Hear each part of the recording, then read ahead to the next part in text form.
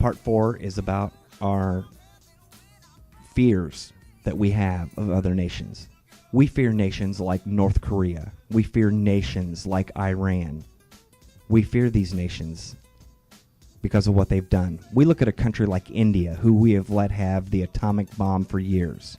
Why can triple to quadruple the number of people live in one country and not be in any wars or turmoils like a place like India, who I know has a couple problems, and they have their own economical problems. But again, how can a nation that large not be so involved in world events, and how can they survive?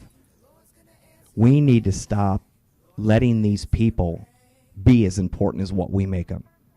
They're only as important as we make them. You look at it, it's Iran.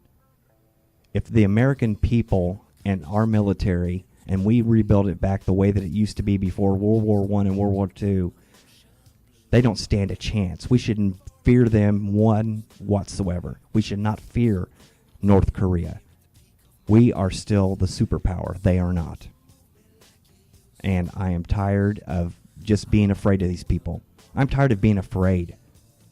This is America. This is not the land of the afraid. This is the land of the home of the free, the land of the brave.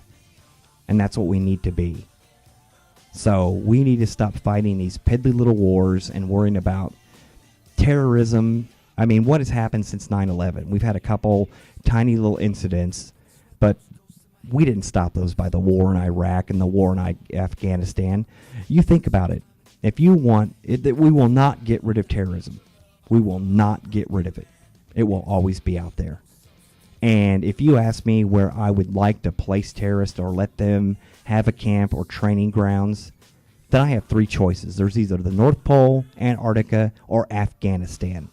If they want to be in Afghanistan, have you seen how hard it is to get things in and out of there? What we're going to do is we're going to push them out of Afghanistan, and they're going to reset up in a place like Pakistan or Iran or Indonesia, another Muslim-based area of the world, and they're going to be 10 times as strong as they are now. They'll be able to recruit people a lot easier. They'll be able to get technology in and out.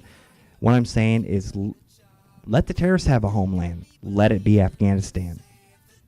Let them drag bombs up and down and in and out of caves. That's where they need to be. So let's stop fighting the silly war and come home.